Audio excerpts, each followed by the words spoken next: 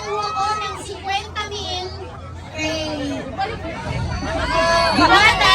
Tapos, ibalik na lang yung bayad.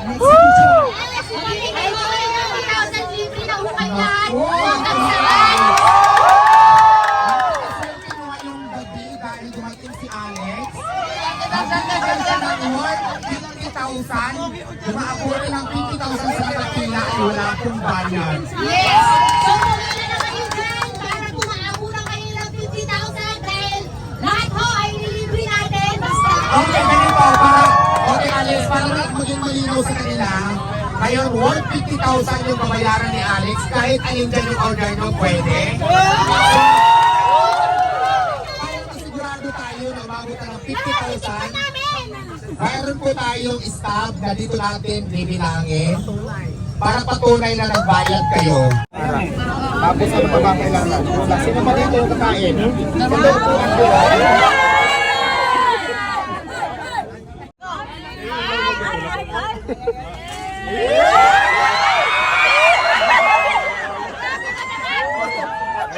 Hindi ulit, gusto ko siya. Iba pa yung gusto mong isubo! Ayaw ko Alex, no, gusto ko siya. Go, 1, 2.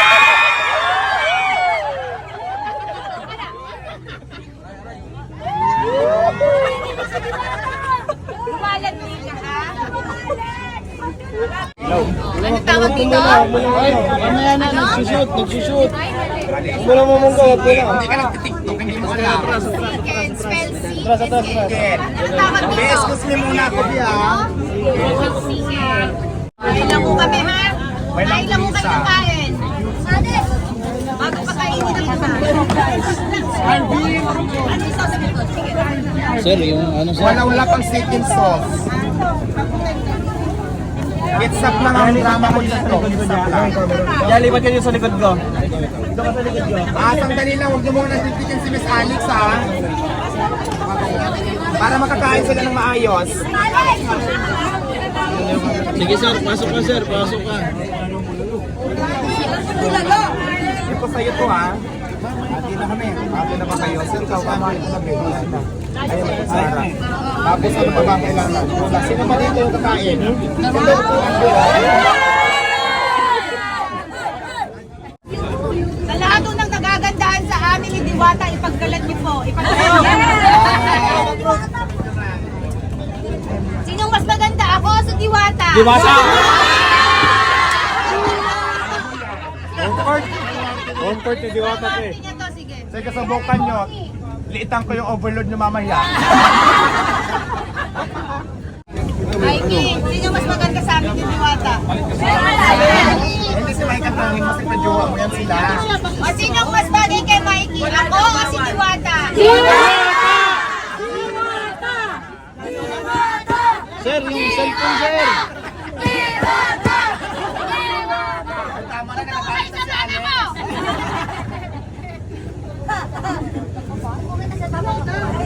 Alalahanin mo nasa I palma. love you, Alex! I love you! I love you, Mama, Alex!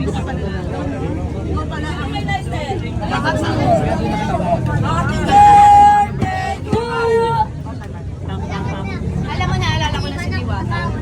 Kasi naalala ko na TV5 siya dati. Tapos may kinikwento siya. Kwento mo sa asawa ko. Dati kasi nag-ano ako, nag-register ako kay Kuya Will doon sa TV5 ko dati. Siya naman during the time, kasabay kami sa TV. Sabi ko, hi idol, Alex, sabi niya, ikaw charot-charot ka. Sabi ko, ay maldita naman to.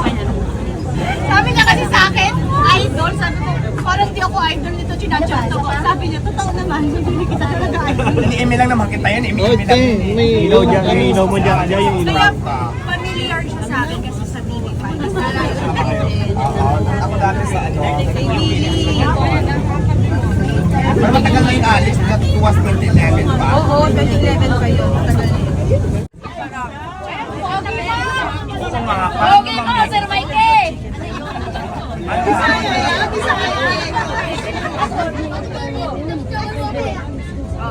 Gusto mo mag-serve tayo?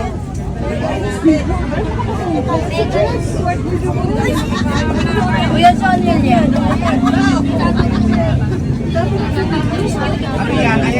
kalabaw, iniwalay lang namin para mas crispy siya. Ayun yung hinahanap ko. Ayan po si Uncle na laging pinaprank. Si Miss Alex.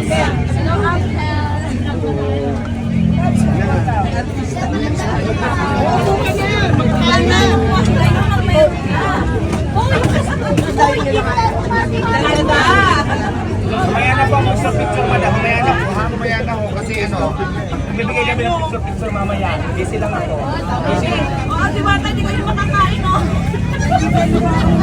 Puro makakiligil. Ayaw mo naman katabi kang artista kumain, di ba? Sa akin.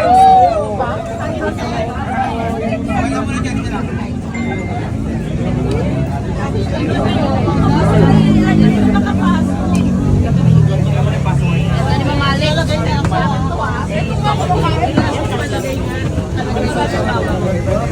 Mamaya wala. Pero mamaya no.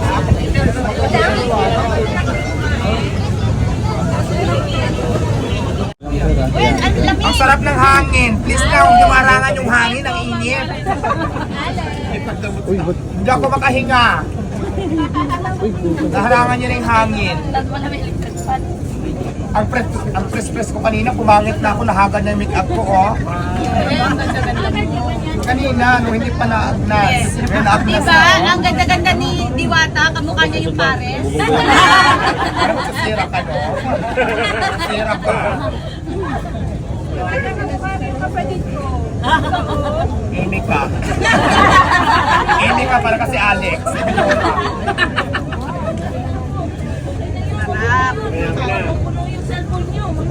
So lahat po kayo tumayo para lang makita si Diwata.